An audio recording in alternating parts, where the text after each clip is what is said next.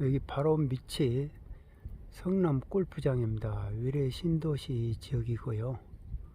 여기는 남한산성입니다. 지금 비가 와서 저렇게 구름이 많이 끼어 있습니다. 롯데타워가 저렇게 구름 속에 갇혀 있네요.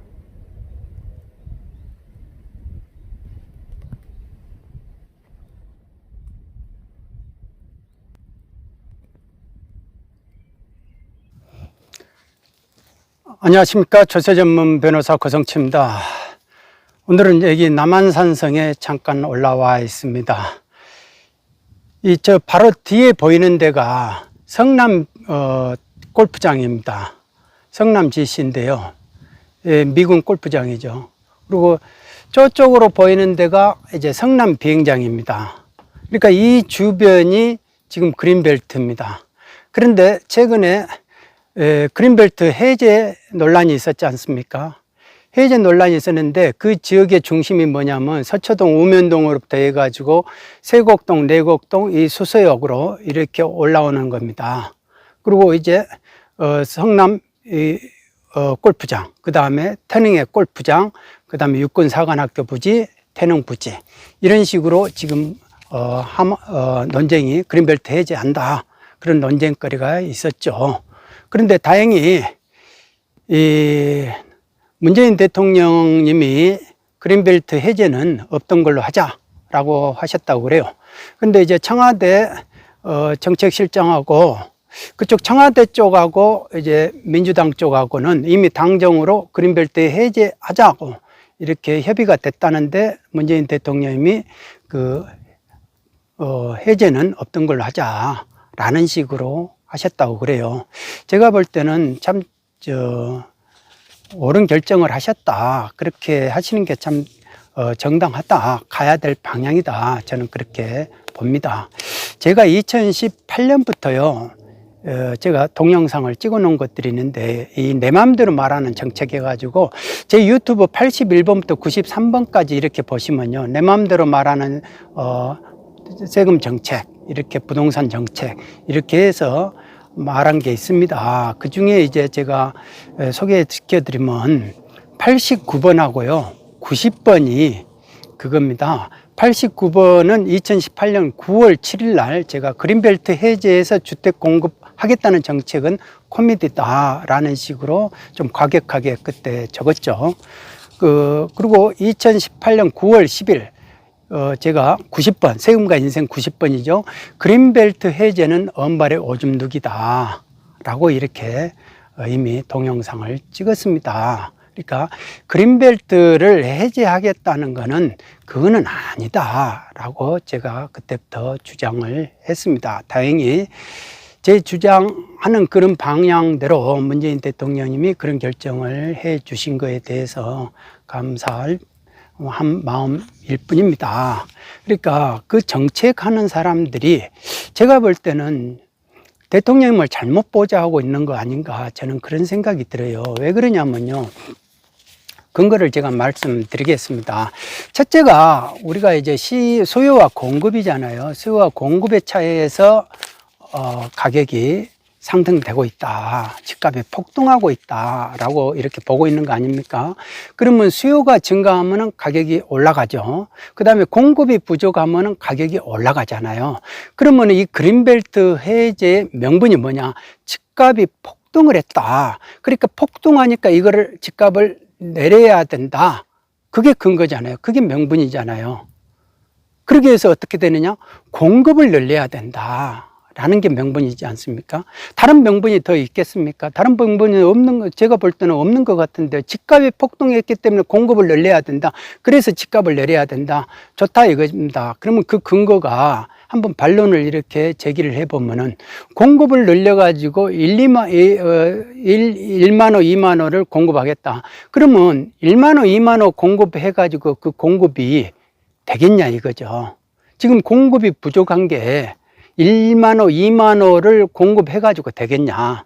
그리고 집값은 지금 뛰고 있는데 그 지금 재개발해가지고 그린벨트 해제해가지고 재개발하면은 그거 언제 해요? 2004년에도요, 저기 성남 비행장 있지 않습니까? 노무현 정권 시절에 경기도 개발연구원인가 거기서 2020년 성남 모델을 기준으로 해가지고 성남 비행장을 저기다가 아파트 단지 짓는다, 개발한다 라는 식으로 이렇게 했다고 그래요. 그런데 중앙부처에서는 이미 그걸 결정도 하지 않았는데 1개 5대 경기 개발연구원에서 미리 그거를 작성을 했다 이거예요. 그런데 2005년에 민주당 고위 당직자들이 그거 성남 비행장을 풀어야 된다, 규제를 풀어가지고 저거를 그냥 개발을 해야 된다라고 이렇게 변죽을 울리기 시작을 합니다. 그러니까 이런 일련의 절차를 보면요, 이 그린벨트 해제는요 이미 전부터 그 말이 나오기 이전부터 이미 작업은 구상은 이미 들어간 거예요.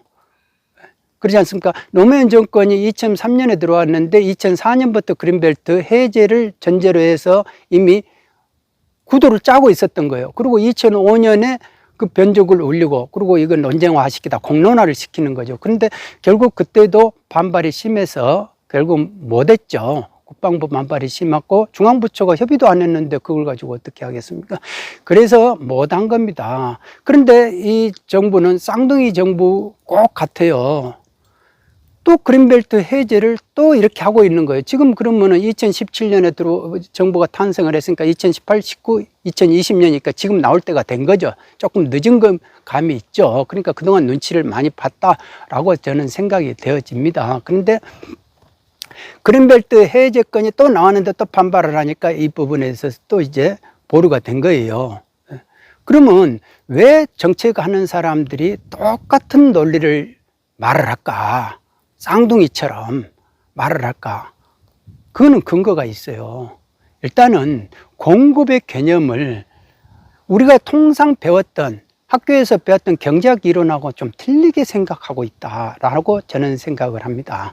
그게 뭐냐면 우리는 공급을 하면은 많이 공급을 해야 되잖아요. 공급이라는 게 많이. 그러니까 노태우 대통령 때 주택값 주거 안정을 위해서 100만 호를 건설한다. 그랬지 않습니까? 그래서 많은 주택기금을 만들고 금융보증기금을 만들고 그렇게 해서 국가 돈을 그야말로 부었죠. 부었는데 그걸 또 악용해가지고 그거를 꼭 공사 현장만 이렇게 일단 삽질만 하면 막 선급금이 나간 거예요. 선급금이 나가기 때문에 그 선급금 따먹으려고 장난치고 그렇게 국가 돈 빼먹는 사람들이 있었어요. 제가 그때 이제 금융 담당을 했기 때문에 주택은행 가가지고 감사하면서 그런 건을 많이 봤습니다. 그러니까 제가 실제 감사를 했던 사람 입장에서 그 내막을 잘 알고 있습니다. 그런데 공급의 개념이 그러니까 그런 식으로 100만 호를 한다 하면 모르죠. 그게 이제 공급이라는 게. 그런데 지금 제가 왜 은발에 오줌 누기냐 이렇게 그냥 하얗게 백설이 펄펄 날려가지고 쌓였는데 거기다 오줌 넣어봐야 그 눈들이 녹아집니까? 그 자국만 녹아지죠. 그러지 않습니까? 그러니까 공급의 개념이 아니다. 1, 2만 호 해가지고 그게 공급의 개념에 충족을 하겠느냐. 그런데 공급을 확대를 해가지고 가격을 내리겠다. 안 내려질 거 아닙니까? 그 정도 숫자면. 이게 첫 번째 근거고요. 그 다음에 두 번째 근거는 그러면 과천이라든지 이렇게 얼마나 이게 노른자리입니까? 그러지 않습니까? 성남하고 서울의 경계선이에요, 지금. 그러니까 서초동부터 이렇게 해가지고 세곡동, 내곡동, 이쪽 수서, 성남 비행장, 그 다음에 이쪽 성남 골프장까지가 이쪽이 그린벨트예요. 그러니까 그래도 이 도심에서 허파가 숨 쉬는 곳입니다. 저희들이 어디 갈 데 없으면 대모산 가고 구룡산 가고 그러지 않습니까? 우면산 가고 그리고 청계산 가고 그리고 이쪽 남한산성 올라온단 말입니다. 그런데 이 밑을 전부 다가 아파트 단지로 해버린다. 그러면 그거는 허파가 숨을 못 쉬죠. 허파가 그러지 않습니까? 그러면 이쪽에다가 아파트를 단지를 짓는다? 그러면 여기서도 지금 위례 신도시가 보입니다. 위례 신도시가 보이는데 저기서 집값이 가장 높은 데가 어디냐면요. 이 남한산성 녹음하고 가장 근접한 그곳 아파트가 가격이 제일 높아요. 그러면 그린벨트에다가 주택을 1, 2만 호를 짓겠다. 그러면 누가 삽니까? 가격이 높을 거 아닙니까? 그럼 그거를 누가 사냐 이거예요. 서민이 삽니까? 서민이 지금 주택 공급이 부족해가지고 가격이 오른 게 아니에요. 서민이 집을 못 사, 돈이 없어가지고 못 사는 거예요. 집이 없어가지고, 돈이 없어가지고, 공급이 부족해가지고 집을 못 산 게 아니고 돈이 없어가지고 못 사는 거다 이겁니다. 그러면은 어떻게 그게 서민이 이 노른자리에다가 이렇게 환경 좋은 데다가 집을 짓는데 그 집을 사냐 이거예요. 결국은 누가 사냐? 부자가 사죠. 현금 부자가 사죠. 그래서 돈 있는 사람이 산다 이겁니다. 그러면은 결국은 그린벨트 해제를 해가지고 서민을 위한다? 그러니까 그린벨트 해제하는 이유가 뭐냐 이거예요. 그린벨트 해제하는 서민의 주거 안정을 위해서 한다는 거 아닙니까? 근데 서민이 못 사고 부자가 산다 이겁니다. 그러면 모순이지 않습니까? 그러면 서민을 위한다는 것이 아니죠. 그 명분도 아니다. 네. 그러지 않습니까? 그러니까 우리가 이제 공급의 개념을 잘못 생각하고 있다. 1, 2만 호 가지고는 언발에 오줌 누기밖에 안 되고, 그리고 개발을 해도 서민이 못 산다. 결국은 현금 부자들이 살 수밖에 없다. 그러면 부자가 그러면 진짜 서민을 위한다 하면 이것도 분양가를 낮춰가지고 국가가 지어가지고 분양가 낮춰가지고 서민한테 줘야죠. 서민한테 주면은 그러면은 집값이 다운이 되겠죠. 그러면 서민이 살 수 있겠죠. 그러면은 서민 무주택자가 거의 45%가 넘는데 당연히 이 집을 살려고 하겠죠. 그러면 청약 열풍이 어마어마하게 광풍이죠. 그거는 로또 맞는 거 아닙니까? 이 구역에 있는 이 집을 산다는 거는 로또 맞는 거죠.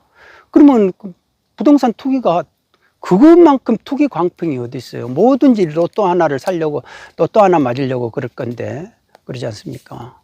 그러니까 이거는 투기를 더 재질하는 것이다. 완전히 사람들이 부동산 거기에다가 그냥 올인하게끔 만들어버리는 거다, 서민들을. 그러니까 그게 아니다라는 겁니다. 그러니까 결국은 우리가 이제 다시 한번 이렇게 보면요, 이 공급의 개념을 우리가 다시 생각을 해봐야 된다. 새로 지어가지고 공급을 하는 게 그게 공급의 개념이 아니다. 기존에 있는 거를 내놓게 하는 게 공급이다 이겁니다. 그게 상책이에요. 새로 지어가지고 하는 건 하책입니다. 그러니까 지금 그린벨트 해제를 반대하는 이 민주당 여권 내 분들도 계시잖아요. 그분들의 논리가 그거잖아요. 그거는 그린벨트 해제는 마지막 순간에 하는 것이다. 맞습니다. 그야말로 보충성이 원칙입니다. 가장 하다 안 돼가지고 마지막에 해야 되는 것이다 라는 겁니다. 왜냐하면은 그린벨트는 한번 이게 해제해가지고 뭐가 아파트가 들어와 버리면은 복원이 안 돼요.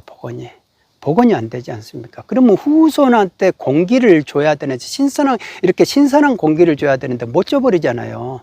나중에 이 주택만 세우면 그게 오염물질이잖아요. 그 오염물질만 주는 격이 되잖아요. 집값 안정한다고 집값 안정도 안 되는데 또 부자들이 사고 서민들이 못 사고, 그러면서 또 오염물질은 오염물질대로 신선한 공기를 못 준다. 그러면 그 책임을 누가 져야 되겠느냐. 그거 아닙니까? 정책하는 사람들은 잠깐 자기가 정책을 하고 실수해버렸다 하지만은, 그리고 그거 대대손손으로 그 대가를 후손들이 받아야 되잖아요. 그러니까 이거는 아주 신중을 기해야 된다. 아주 친밀한 시뮬레이션 전략을 가지고 해야 되는 것이다. 그런데 22번이나 헛발질하고 삽질하고 이렇게 해왔단 말입니다. 그런 사람이 그린벨트 해제를 하겠다. 아니, 자기가 그동안 잘못해왔잖아요. 그런데 지금 와가지고 이제 그린벨트 해제를 하겠다. 그러니까 저는 그거 생각이 돼요. 그러니까 우리가 이제 전염병이 돌잖아요. 지금 전염병이 도는데 이 백신 만들어야 된다 하면서, 백신 만들기 위해서 뭐 감기약도 써보고 무슨 뭐 말라리아 약도 써보고 막 그런다 하잖아요. 그러니까 지나가는 사람들한테 너 이 약도 한번 써보고 임상실험 하는 거예요. 그러니까 병원에 들어온 사람은 이 약도 써보고 저 약도 써보고 막 지금 그렇게 한 거예요. 막 그렇게 돼가지고 그 사람들이 죽어버리면 어떻게든 약 잘못 써가지고 그런 식으로 지금 임상실험 하는 것 같다니까요. 꼭 부동산 정책이. 그렇게 해다가 부동산 집값도 못 잡고 그린벨트 다 해제해버리고 신선한 공기도 날아가고 자연도 훼손해버리고, 그러면 그 책임을 누가 지느냐. 이완용이가 매국노잖아요. 나라를 팔아먹었잖아요. 그러면 그 나라를 산 사람이 누굽니까? 일본 제국주의잖아요. 이완용이는 자기 이익을 위해서 나라가 어떻게 되든지 말든지 일본 제국주의에다 팔아먹었단 말입니다. 그 산 사람이 일본 제국주의예요. 그러면 우리가 이 자연을 그린벨트 해제해가지고 판다 이거예요. 그럼 그 산 사람이 누구냐? 서민이 아니고 현금 부자들이 산다 이겁니다. 그리고 업자들이 사겠죠. 그리고 무조건 뭔가가 이게 정권하고 실세하고 관련된 네트워크가 있는 사람들, 그 업자들이 살 가능성도 충분해요. 그러지 않습니까? 그리고 이 정권의 실세들도 관련돼 가지고 살 수 있는 가능성이 언제든지 있어요. 왜? 우리가 2018년에 그 과천의 그 정보가 재개발 정보가 유출이 됐잖아요. 국회의원을 통해 가지고 그런 사건이 있었지 않습니까? 그러니까 정보가 돈이거든요. 정보를 안 사람은 거기 가가지고 이미 땅을 얼른 선점을 해요. 선점을 해가지고 주민등록 주소지를 그쪽에다 갖다 놓으면은 결국은 재개발을 통해 가지고 자기가 엄청나게 큰 이익을 얻을 수 있는 거 아닙니까? 그러지 않습니까? 그러니까 정보가 돈인데 그 어떤 식으로든 재개발 정보를 얻으려고 하겠죠. 재개발을 하겠다고 하면. 그런데 이 재개발이라는 게 2020년에 뚝딱 해가지고 나온 게 지금부터 계획한 게 아니고, 제가 볼 때는 몇 년 전부터 계속 구상을 하고 있었다 이겁니다. 그러면은 구상을 하고 있는 그 과정에서 알만한 사람들은 알고 있다 이거죠. 어디를 할 것인지를. 그러니까 미리미리 선점해야 되는 것이죠. 그렇지 않습니까? 내곡동이라는 건 예전부터 저기가 언젠가는 풀어진다. 대통령이 뭔가 풀면은 푼다. 그리고 대통령이 저쪽으로 사절을 옮기면은 분명 꼭 풀어진다라는 식의 그런 이제 속문이 루머가 돌아가지고 웬만한 돈 부자들, 현금 부자들은 다 거기다 땅 샀다는 거 아닙니까? 제가 어느 회장님한테 그 이야기를 들은 적이 있어요. 그러니까 현금 부자들은 재개발, 그린벨트 해제만 되라 이거예요. 왜? 땅을 사놨으니까 정보를 가지고. 정보만 확실하면 더 사죠. 그러니까 바로 이런 부분이 문제다. 그러면은 그린벨트 해제를 해서 정책하는 사람들이 잘못된 판단하에서 그린벨트를 해제한다. 그러면 이완용이는 나라를 일본한테 팔아먹었는데 이 정책하는 사람들은 이 자연을 누구한테 팔아먹느냐? 부자들한테 팔아먹는 거 아닙니까? 그러면 그 책임을 어떻게 질 것이냐? 그러죠. 그 책임은 두고두고 져야 된다. 저는 그렇게 생각을 합니다. 만일 집값도 못 잡았다면. 그리고 22번의 이런 대책을 내놨는데, 그러면 그거는 제가 볼 때는 헛발질을 한 거잖아요. 그래도 집값이 대책 하나씩 내올 때마다 잘못된 정책으로 팍팍 올라갔잖아요. 그러니까 공급의 개념이 있는 거를 내놓게 하는 것이 그게 상책인데 가장 하책을 쓰려고 한다 이거예요. 그러면 제가 볼 때 그러면은 그 공급 개념을 잘못 생각하고 그런 식으로 계속 끌고 온 그 정책 위반자들, 정책 결정권자들이 실수를 한 것이다. 잘못된 정책을 가지고 한 것이다. 잘못된 공급의 개념을 가지고 한 것이다. 그러면 그 사람들을 응징을 하고 경질을 해야 되는 게 마땅한데 22번이나 헛질을 하고 삽질을 했다고 이런 비판을 받는데도 그 사람들은 전혀 경질이 안 돼요. 그렇다면 그 사람들이 잘하고 있다는 거 아닙니까, 일을. 그러니까 두 가지 중에 하나죠. 그 사람들이 무능을 하든지, 무지에서 무능을 하든지, 아니면 일을 잘하고 있든지, 둘 중에 하나잖아요. 그러면 22번 동안에 그런 정책을 내세웠는데, 지금은 경질이 안 됐다는 게 일을 잘하고 있다는 거 아닙니까? 일을 잘하고 있다는 거는, 그거는 그야말로 일을 잘하고 있다고 생각하고 있는 이 정부가 어떤 각본을 가지고 있다라고 봐야죠. 그러니까 공급의 개념을 이런 식으로 본다 이거예요. 그러니까 제가 볼 때는 기승전 결 이렇게 있잖아요. 그러니까 기승전 그린벨트 해제다. 마지막이 그린벨트 해제를 목적으로 뭔가가 프로그램화 돼 있지 않나, 그런 의구심이 들어요. 그러니까 첫 번째로 집값이 높아져야 되잖아요. 그린벨트 해제를 하려면 어떻게 되면 집값이 폭등하니까 공급을 늘려야 된다. 그렇기 때문에 그린벨트 해제해야 된다. 이 논리잖아요. 3단 논리잖아요. 그러면 집값이 올라가야 되잖아요. 집값을 올라가야 되는데 우리가 집값을 올라가는 이유가 뭡니까? 수요와 공급에 의해서 공급이 부족하고 수요가 증가하잖아요. 그러니까 집값이 올라가니까 사람들 심리가 어떻게 됩니까? 2030, 3040도 얼른 집 사자. 내가 전세지만은 전세 갭 투자라도 해가지고 빨리빨리 사자라고 하니까 수요가 증가하잖아요. 이러다가 서울에서 집 못 산다 이렇게 올라가면, 그러니까 그동안에 이렇게 전세 살 사람도 얼른 집 살려고 달라든단 말입니다. 그러니까 그게 이제 수요가 증가되는 거고, 그러면은 공급은 어떻게 해서 공급이 감소되느냐? 공급이 감소돼가지고 집값이 올라간 거 아닙니까? 그러니까 공급의 감소는요, 우리가 이제 주택 임대 활성화 그 방안을 내놓고 나서 임대 정책을 통해 가지고 정책하는 사람이 임대하세요, 임대하세요. 다주택자들한테 임대하세요. 돈 빌려줄 테니까 임대하세요. 이런 식이 되다 보니까 그 많은 150만 호가 되는 그 매물이 묶여버린 거 아닙니까?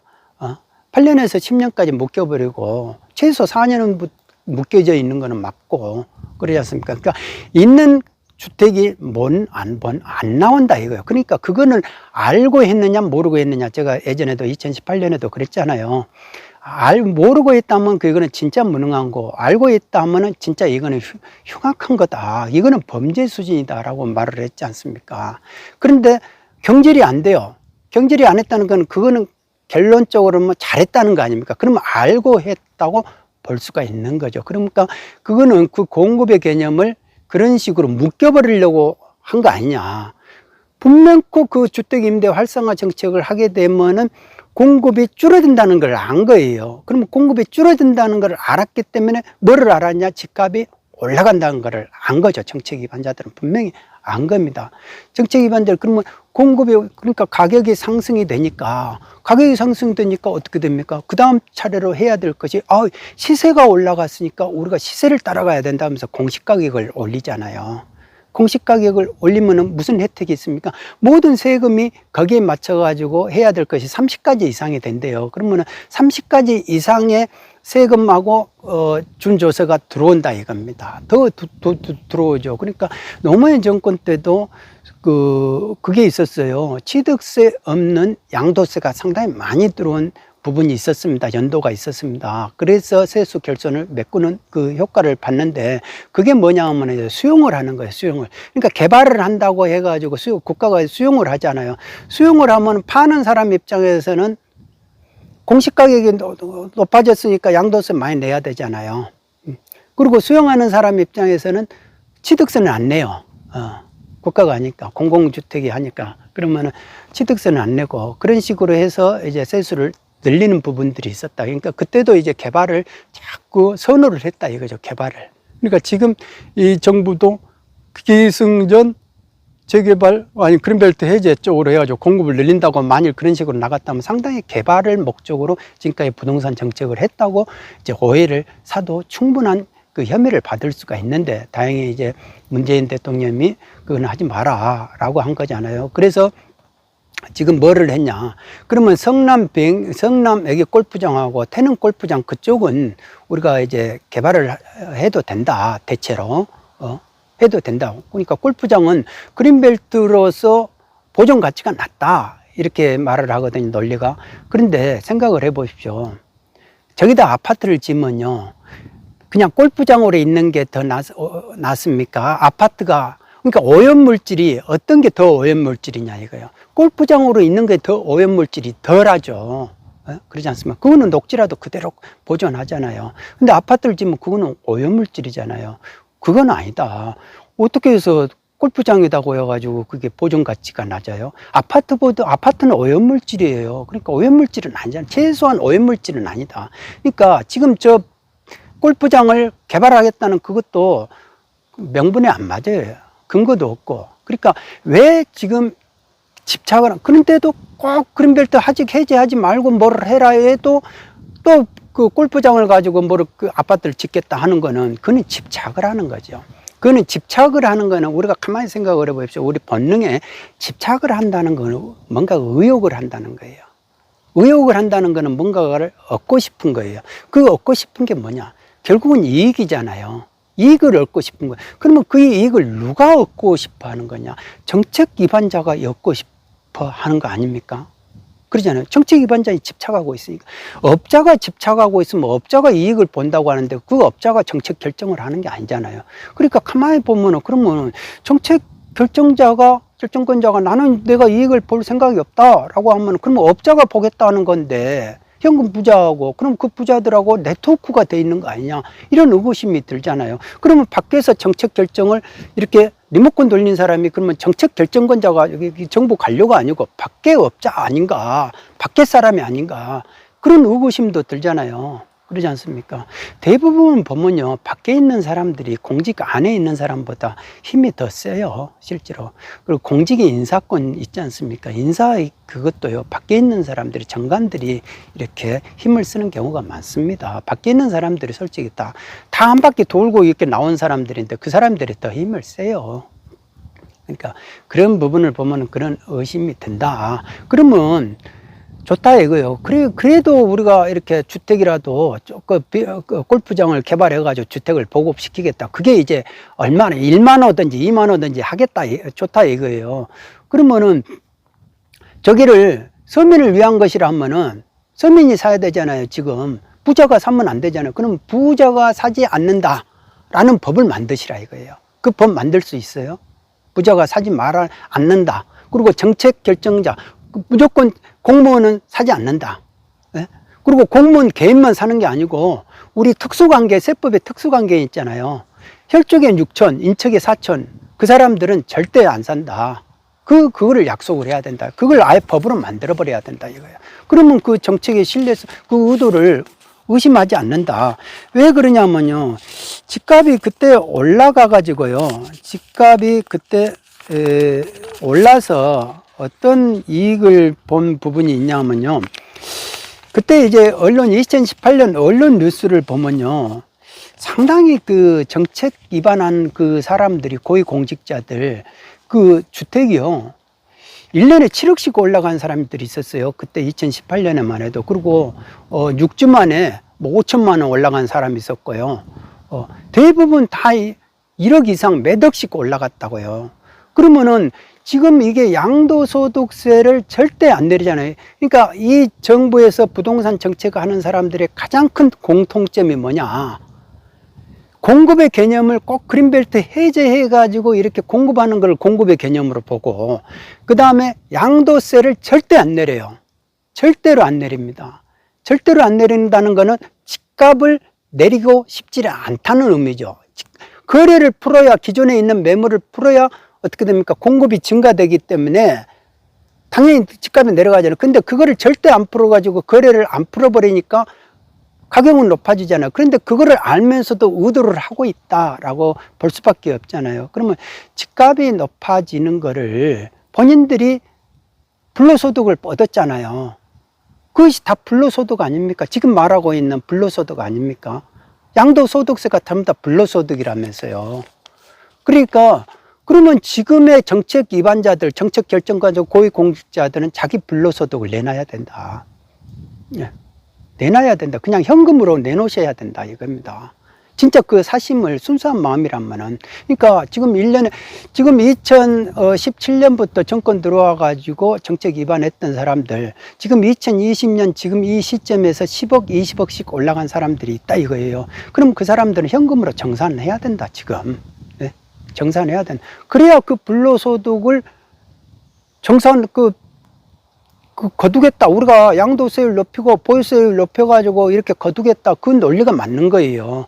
그러지 않습니까? 안 그러면은 나는 괜찮고 너희들 것만 지금 이런 다른 납세자들 것만 뺏으면 된다. 이런 개념으로 하면 안 돼. 그건 내로남불이, 전형적인 내로남불이죠. 나는 괜찮고 지금 다른 납세자들은 내가 정책 펴는 우리들은 괜찮고 정책을 그러니까 납세자들은, 상대들은 너희들은 내놔 이런 식으로 하면 안 되죠. 그거는 형평성이 안 맞죠. 그거는 정의가 아니죠. 평소 말하는 정의 하면서 우리가 이 정부가 탄생할 때 뭐를 모토로 했습니까? 정의잖아요, 정의. 그러니까 정의의 개념을 보여줘야 된다. 구체적으로 실증하셔야 된다 이거예요. 사람이라는 게 참 그러잖아요. 한 정부에서 사내 대장부로 태어나가지고 한 정부에서 정책을 펼친다. 그거는 참 사내 대장부로서 한번 해볼 만하죠.